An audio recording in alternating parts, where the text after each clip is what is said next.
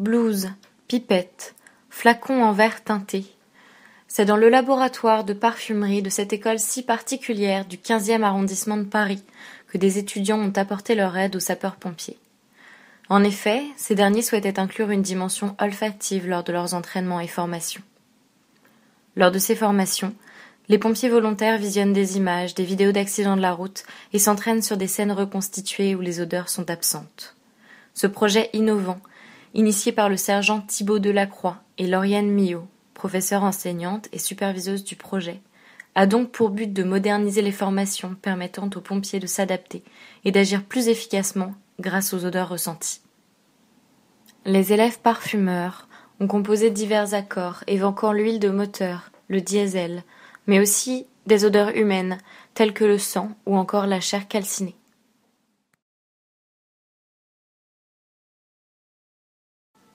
Qu'est-ce qui t'a séduit dans ce projet ?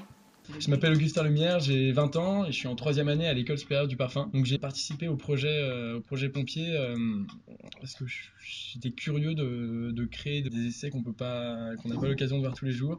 J'ai été séduit par ce projet pour son approche à la fois sociale, donc apporter un soutien aux sapeurs-pompiers, ainsi que par le challenge olfactif qui nous était proposé, à savoir de créer des odeurs inattendues. Et ce qui m'a séduit, c'est son caractère inédit, parce que c'est la première fois qu'on va dire un service public démarche une école de parfum pour solliciter les compétences de ses étudiants et leur savoir-faire en matière de création de parfums pour des parfums qui ne sont pas censés sentir bon, mais plutôt reproduire des odeurs qu'on retrouve dans des milieux qu'on cherche plutôt à fuir et à désodoriser. Sur quel accord as-tu travaillé ?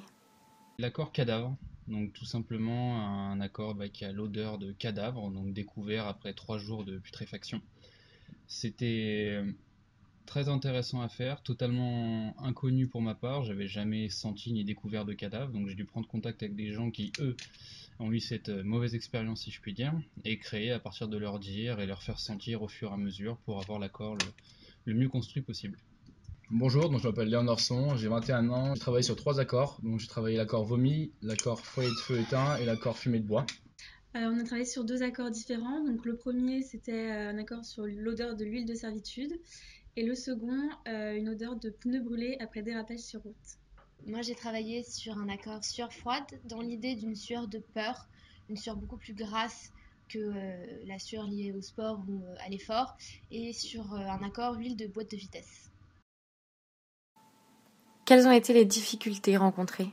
Du coup, c'était assez compliqué. C'est aussi des odeurs qui sentent pas forcément bon. C'est vrai qu'ici, on nous apprend à formuler des parfums qui sont plutôt à usage de sentir bon. Donc voilà, là, on doit formuler des choses qui sont un peu difficiles. Les difficultés que j'ai pu rencontrer ou qu'on a pu rencontrer, selon moi, ce sont le fait d'avoir travaillé avec de nouvelles matières premières auxquelles on n'était pas habitué, et donc d'apprendre à travailler avec et les doser. Les dosages n'étaient pas forcément ceux non plus auxquels on était habitué. Il a fallu, je pense, surdoser certaines matières premières spécifiques pour obtenir des effets propres à ce projet. As-tu autre chose à rajouter ? Sentir ou périr. J'aimerais remercier Lauriane Millot pour ce super projet et sa belle contribution, ainsi qu'à toute mon équipe.